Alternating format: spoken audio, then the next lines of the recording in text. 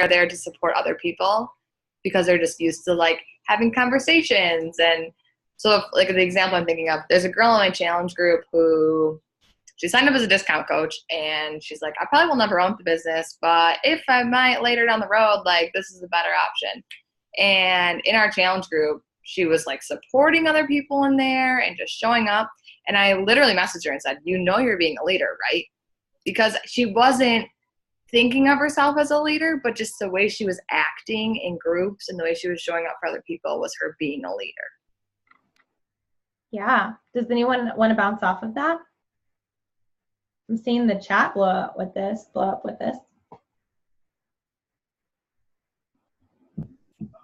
I think people get stuck in the comparison game. As soon as you qualify yourself as a leader, you automatically think that you need to lead a specific way.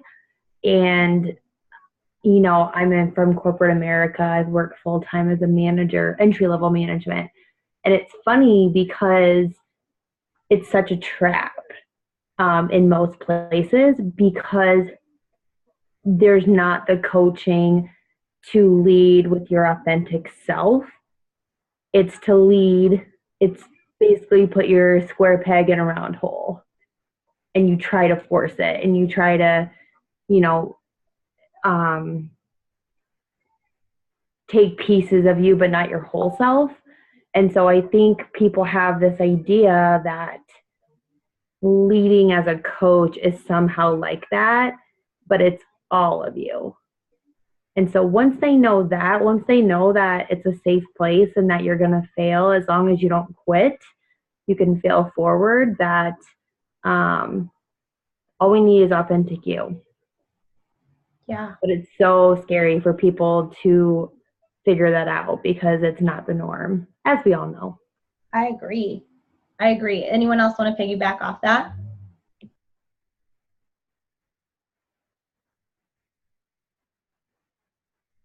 A great book that you can read with leadership is The Power of Positive Leadership. That is one of my favorite books. Trina's going through it for the second time. So if you've already read it, read it again. And then I guess my question for all of you is what, and maybe this is something you can't answer right now, but what is your top strength? Is it consistency?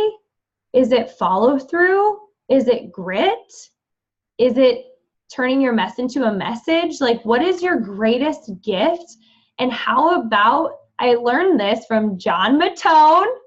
He was a speaker for a second at leadership, long story, but he said your athletes, the world-class athletes, don't stop working on their skill they're really good at. They work on it always.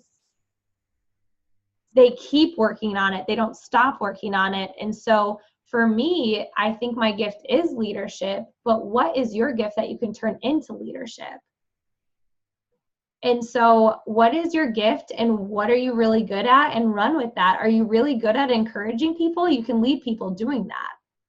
And so a couple of solutions that I have, if we're going to take ownership with leadership, is to read a leadership book. And my number one recommended one is The Power of Positive Leadership, hands down. And then number two is identify your greatest strengths. And then how can you apply that to Happy and Fit? So if your greatest strength is encouragement, I would, in your power hour every single day, show up in a page that's other than your challenge group and lead with your strength, right? And then third, own it. I feel like Kim knows exactly what I'm going to say. I don't want to say I get annoyed, because I really, at the end of the day, I don't, but there are so many leaders on Team Rockstar Fit that do not sign up to lead calls because they feel like they have nothing to say or give. And I'm like, this drives me crazy. You deserve to be here. You made it here. You hit this goal. So who cares if someone's already done a call on that before? The way you word it is going to speak to someone different. You earned this. And then someone was like, I don't know if I should do this. And I literally listed off 4 things this person should do on how to do. And I said, you can take the rest of the calls the rest of the year. And because I was like, these are what I noticed about you, and you just need to do that. And I was like, I deserve to be at leadership. I deserve to do this. Why? Because I bust my butt and I have so much belief in what I'm doing. Am I always great at it? Heck to the no, but that's not what this is about. I honestly have confidence in what I'm doing, even though it's not always like great. It's not all like whatever. When you go to leadership, y'all, I got to tell you something. A coach said this. I hope she's watching this, because sister, you're enough. If you are watching this, you know who you are. She said, man, that's why I keep everything public. Like that like very thing, right? She said, man, I can't say what the truth is. I had a horrible month in September or August. I was like, man, me too. And she's like, yeah, I got SC28. No joke. Kim was right next to me. I just go, girl, you didn't have a bad month. But that is the pressure. That is what the team culture is, right? That's messed up. That's not right. I literally was like, that's not right. And then they were like, can we be in your team page? Can we learn about what you guys are doing? And we're like, we're not doing that. That's not our main focus. Our main focus is going deep with people and building quality friendships and relationships. I don't think she felt like she deserved to have a good month at that. And I was like, man, I must have really not had a good month then. Man, I was like, oh, okay. Then I felt a lot better because I was like, okay, Jillian, like you're doing fine, because you don't have that kind of guilt. I get so excited to help 3 people, man. Like that's when it turns into numbers. That's when you should feel bad a little bit about your goals, because that's not about the people. And so I see a lot of you on here who are like, oh, I shouldn't go for that goal because like, you know, whatever. But it's like, man, you actually care. Like I'm not saying this person doesn't care. I think she actually does. But I think her team has an expectation that made her lose sight of that for a second. But man, like you guys, you deserve to be there. Like you deserve it. You deserve to speak whatever you want to speak. Why? You're here. You said yes to this. You chose to be a part of Happy and Fit. Why? Why do you love this so much? What is it doing for your life? And then when you start sharing that, you start owning it. And then leadership isn't something that you just get.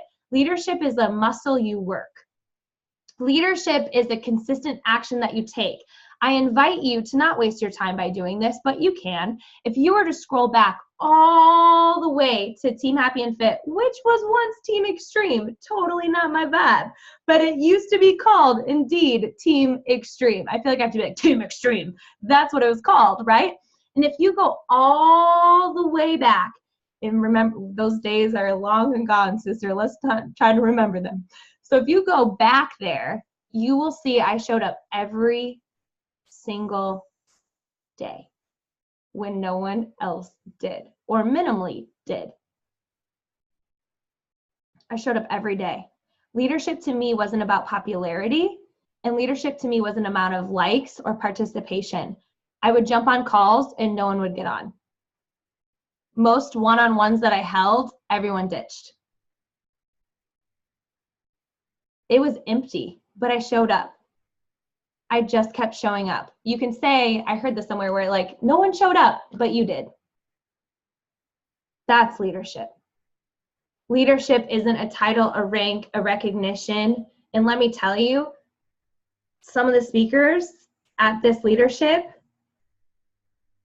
I don't want to be like them. And I have to understand that I can be a leader in my own way. Leading to me isn't recruiting 100 coaches a month. Right? So, and to each their own, you do you, girl.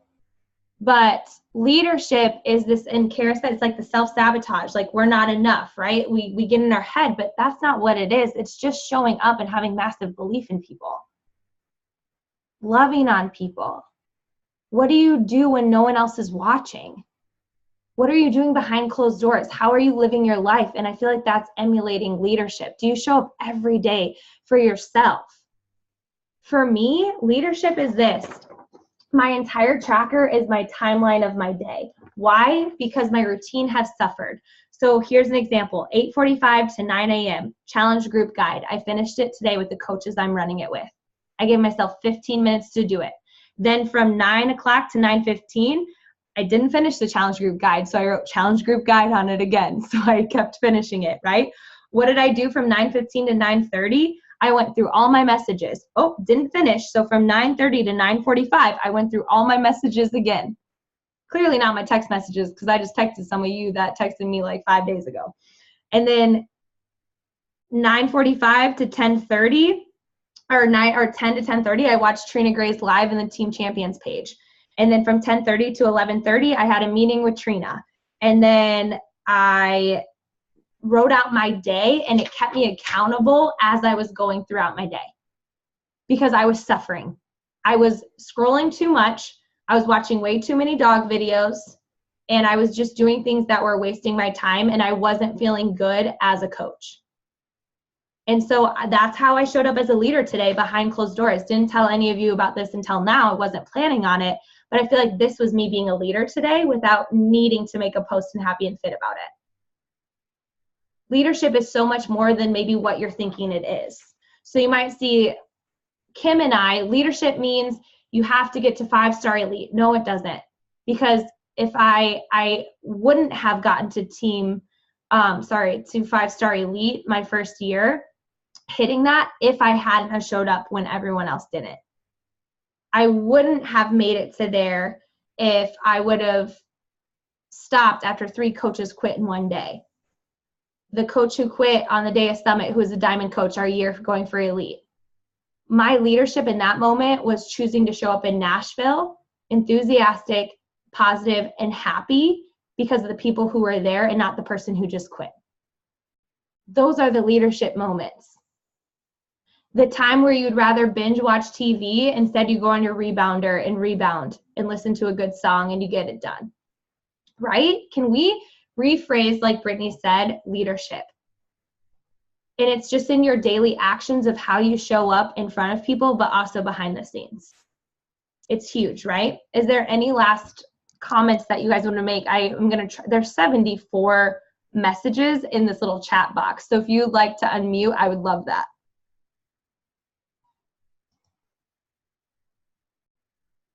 And focus on who shows up. That's everything. And not dragging people along. And then the people who say they want to show up, but all their messages are without action.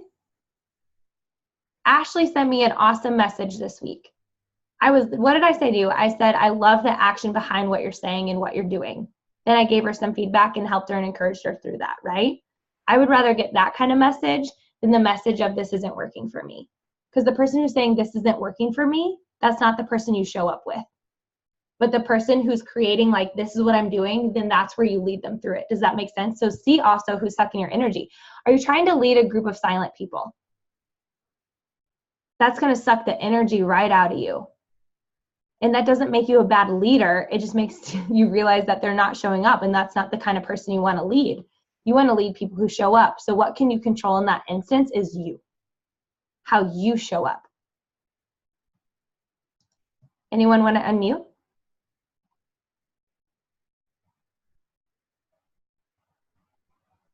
What does it take for a team to qualify for elite?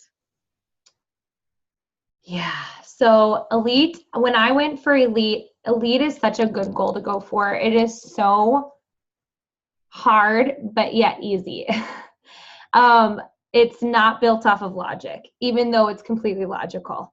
So elite is, I can definitely talk to you about it later, but when I was a new diamond coach, and the year had rolled around and I saw Sarah Morrison go for elite, and I was like, I don't know what that is, but I'm going to hit it. So what I did is in a little message thread with some coaches saying, hey, I want to be elite this year. I think 2 of them are still here. Because then I changed up the message thread throughout the year. Like Erica joined that message thread a couple months later. But the original crew, I don't think all of them are here. So it changed and transformed. So 5-star elite is this. You need 2 diamond coaches, PS coaches on each leg. So you know how going diamond, you need an emerald and an emerald on each leg, right? With elite, you need 2 diamonds at least on each side. In my case, there was 3 on one side and 2 on the other. And then you have to get a certain amount of points. This year it's 105. By the way, we are about to be a 3rd-time elite team. We are only a couple of points away and 1 diamond away, and Caitlin will greatly help with that goal. Elite cannot happen alone. That's what makes it so special. And that is why I think I can't not go for it, because I need to show you guys. And that could be for anything. That could be for you. If you want emerald, don't you want your coaches to go emerald? So you should do what? Go diamond. Then once you hit diamond, don't you want your coaches to hit diamond? So that is why I have the mindset that I do with that, is that I have to keep elevating myself so everyone else gets inspired by that or elevates themselves. I feel like if I don't elevate myself, why would anyone else? I don't know if Kim would have ever gone for elite. I don't know if that's true, Kim, if we wouldn't have hit it the year that we did. But you saw me do it and you were like, let's do it. And elite is in any goal. It's not just elite. Apply this to you. What, Kim? I would have never thought it was possible. Yeah. So if it's not elite for any of you and say it's emerald or diamond, this is what it's going to take, not logic, but belief. You have to full-heartedly believe that you can do it and you deserve it. And let me tell you, I had to write it on a sticky note to believe it myself. Every single day I looked at that sticky note. Every single day I wrote it down. Every single day I repeated it in my head. I saw the call of elite and I was like, I'm going to get that call. I'm going to get that call. I'm going to get that call. That's what I envisioned. So for you, what is that? If it's diamond, is it being at the diamond party and at Summit? Like, what is it? Do you picture yourself on the National Wake Up Call? Like, what is it? And you just picture it and you just manifest it and you believe and you work towards it. And you do not wait around for anybody. I had more people in my corner than I ever thought before. However, even though so many people in my corner, they weren't willing to put in that work. And I had to identify that. So if you are looking at a blank slate right now, I think that's awesome. You do you work on you, and have massive belief. It's not built off logic.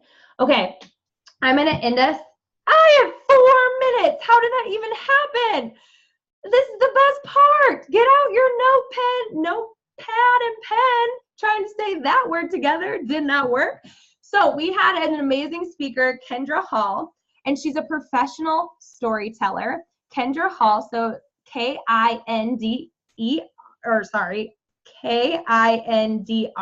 Hall. She's a professional storyteller.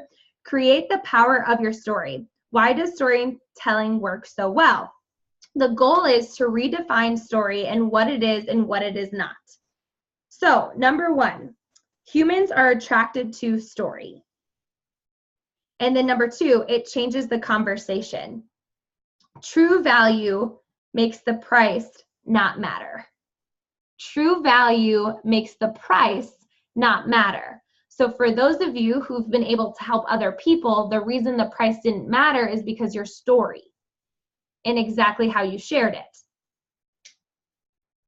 So she had shared this clip of this purse maker, and there was a video, and she had talked about her purse and the purses that she makes, her brand, and what it meant and mattered to her. And she had talked about her parents dying, and then she kept talking about her story. And we were like, this is such a good video. This is so great. And she's like, it's not. It's actually not a great video. I mean, it is. But she said, what could have made it better? And we were like, her talking about how her parents passed away. And so they made a second video, and she goes into detail about how they were all in the car. The last thing her mother said was, where do you want to go? I'm getting chills saying this right now. Their vehicle was struck and her parents died immediately. This is a true story. The last thing her mom said to her was, where do you want to go? And that is why she made her business. Her purses, it's like, where do you want to go? So like where you take your purses, wherever you go, is the complete remembrance of her parents. Isn't that way better? I literally got goosebumps sharing that compared to the first story. So a lot of times when we're sharing a story, we say, life has been hard. Or, you know, a moment in my life, this, and we skip over it and we tell more. But what if we were to go deeper into this? So people buy the story. We buy the story and we buy what it will do for us. The story changes the dollar to the value. The story changes the dollar to the value. If history were taught in stories, it would never be forgotten. Instead, it's taught in what? Facts. But if it were taught in a story, we would remember it. So what is the problem? We forget to tell the story. We tell a glimpse of it, but not the thing, right? So if you've noticed lately on my social media, I've been trying to tell the story. I talked about why I gave up alcohol. It's on my Facebook or on my Instagram. So if you're going to see that, I went into the story of it. Because I always say, oh, I gave up alcohol, and then I tell another story. But this time I went deep into why I don't drink alcohol. Now, there are 2 hesitations with telling the story, and you're already thinking them. Number 1, I don't know if I can tell it. I don't know if I can tell it. I don't know if I can post that. I don't want to post that, right? My dad is an alcoholic. That is why I posted it on Instagram. I did not post my alcohol story on Facebook. Number 2, I don't have a story that big. I had a normal childhood. I had this or that. She's going to debunk these for you. Those are the 2 hesitations for wanting to tell your story. I don't know if I can tell it, or I don't have a story to tell. It isn't the magnitude, it's the decision to tell it. So it's not about it being this crazy story that would be in your eyes of pain or this or that, right? She said, the point is to tell it. So she says we need to find our stories, we need to craft them, and then we need to tell them. So this is what she said. These are the 6 ways to tell your story. Number 1, make a list of firsts. So maybe it was the first time you posted on social media. Maybe it was that first time you did a workout. Maybe it was that first time you did a workout. Maybe it was the first time you met your spouse. Maybe it was the first time you thought negatively about your body. Maybe it was the first time you binged eat. Maybe it was your first time having an anxiety attack. Maybe it was your first time experiencing a hot air balloon festival. Maybe it was your first time, I don't know, I'm just trying to think of a lot of things right now. Whatever, my first time being pregnant, first time breastfeeding, first time losing 2 pounds, first time completing a program, first time making a shake, first time being on a team call, right? So like make a list of firsts. Number 2, make a list of customers and team members. 7:02, I promise I'm gonna try to speed through this, okay? Make a list of customers and team members. Number 3, make a list of their biggest challenges. Make a list of their biggest challenges. So if I were to talk about a coach, if I were to share Morgan Schaefer's before and after, her biggest challenge was she didn't want to publicly speak on a team call. So that is something that I could talk about, right? If I were to talk about, I'm trying to look. Ashley, you didn't want to join because of price a couple years ago, remember? So I would talk about that. I would take a picture of Ashley and then talk about that. Number 4, the story of the one who got away. That coach that quit, that challenger that gave up, that relationship that went sour, that friendship that stopped. That's kind of a hard one, isn't it? Number 5, when someone said you couldn't. I just made a post about this of someone mocking me, commenting on my post. It was Eric's good friend. I had talked about that. I pretty much said his name like in the post, and Eric read it and he like looked at me and he's like, okay. I was just like, his friend did this, this, this, this, and this. And I kept on showing up. So I just shared that story on my social media. When someone said you couldn't do something, doesn't have to be for this business. They can say going to college or the kind of degree that you wanted to do. I think about when I told people that I was going to leave my teaching job for this and what they said. Someone then said you couldn't. Maybe you couldn't marry that person. Maybe you couldn't accomplish that goal. Maybe you shouldn't go move to California. I had people say that to me, that I shouldn't move here, right? Caitlin, you know exactly what I'm talking about. There's been a lot of opinionated people in your life that have told you and trying to live your marriage for you and make decisions for you. And I'm like, girl, you do you. You're going to grow through this. You know what is best for you and Kyle. You know what is best for your life. You listen to that and not anyone else, right? Number 6. Oh gosh, I can't read my handwriting. The buildup was so good. Make notes of every day. I have no idea. Oh wait, make moments of every day, but you did anyway. Help, Kim. What'd you put for number 6? See above. Let's see above.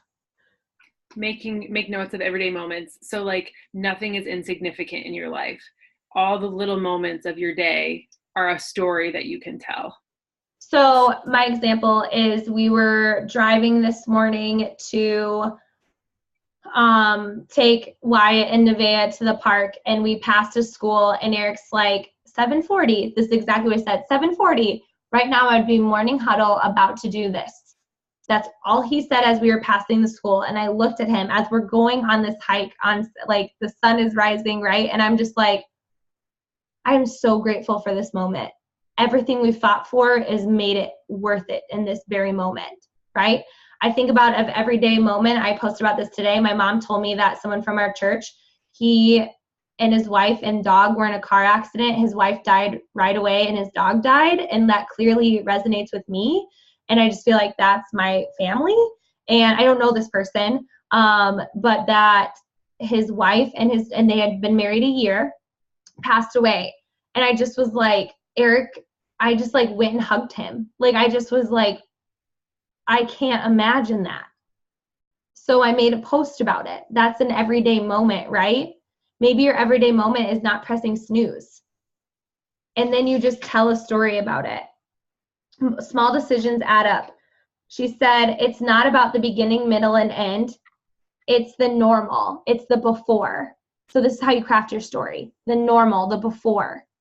Then go into the explosion. And then go to the new normal.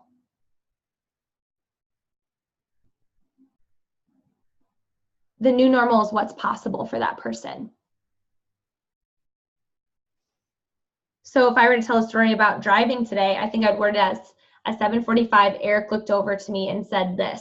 Then I'd go to, I remember it would be 7:45 and we would be doing this together as teachers. We would be like blah, blah, blah, blah, blah.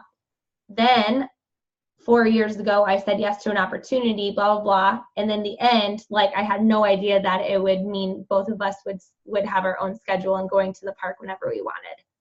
So I would talk about like what it is real fast and then go to our old selves, then go to what happened and then do that, if that makes sense. You have to remember that the people watching you are sitting in the normal. They are sitting with where you used to be. So you have to write that in your story, and then you have to walk them through that. Set the scene, people and place, be vivid.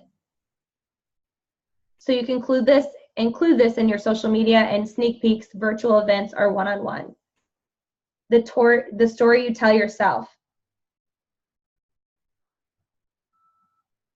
And then I was thinking about like dream career. I thought I was in my dream career with teaching. I was in love with teaching. I lost sight of myself. I was frustrated all the time and pumped full of fear. I love the simplicity of programs. If she could, I could. I saw my own story in her. I lost myself in the classroom. Like I just started listing off all these things that I could and started telling these stories. So today, I know we're going way over. Thanks for the love and staying on. I hope this is really helpful. It was honestly, I will find the recording of her speech and post it in our team page. But even on our stories, today I shared the story of coaching.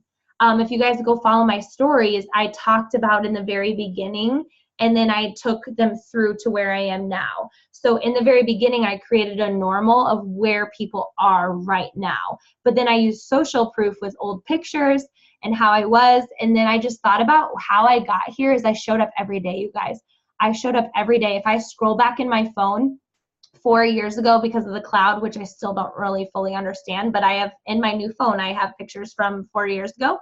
And right. And so as I'm looking, all I see are pictures of me with my shake, a workout selfie, personal development, motivational quotes, and team pictures. Like 4 years worth of showing up every day. And I was like, oh my gosh, it's not just one moment. It wasn't elite. It wasn't hitting diamond. It wasn't even emerald. It was an accumulation of just showing up every day with massive belief, even when it was hard and no one else believed when I did. And so what did I do? I connected to the team and shared my story. Any takeaways before we end this call? Was that so helpful or what? Were you captivated with that? I felt your energy as I was sharing, even though I couldn't read my handwriting. I was writing so fast. So it doesn't have to be a serious story. It doesn't have to be a painful story. But she said, I love that, where it's going to turn the dollar into the value. So for people, if you're just posting this surface level stuff, they're not going to trust you. But if you share your story, and again, it's not just this like, yeah, I just so you guys know, we're all going towards, and that's what's going to separate everybody, by the way, is your story. And so I just tried to make a list of a million things. Being nervous about getting a dog. That is a story I can tell because that's true. I was so nervous about getting a dog. I could talk about a move. You could talk about leaving for college. You can talk about being in college. Were you confused? Were you like, how were you in college? Did you, maybe you can talk about friend groups that you never really felt a part of something. Maybe you joined your what you thought was your lifelong career and you found yourself questioning it. How scary. You just went to college for all this stuff and then now you're at this job that you don't like. Maybe you can talk about I don't know, like a vacation that you went on or a family tradition that you have that matters a lot to you. Maybe you can talk about how you have the relationship that you do. If you guys know anything about Eric and I, we were best friends for years before dating, and we were lost. We were lost people, but we were such good friends while being lost, and we could not have dated when we first met. There is no way. Like, we would not have stuck that out. But there are many times we've talked about that throughout our relationship, we had to not have secrets. And we talk about that. So that's a story we can share, that our marriage isn't perfect, our relationship isn't perfect, but we've really worked on communication with talking about hard things, right? I've talked about how I haven't always been a Christian. I know what it's like to live apart from Jesus, and that's why being a Christian is so important to me. It's because I know what it's like. And so that's a story I can share, right? Anything else before we get off? You guys can unmute, and I would love that. Oh, you found the presentation. Yay. Okay, so this is what I want us to do. I know it's late, but I want us to, I'm going to hit end.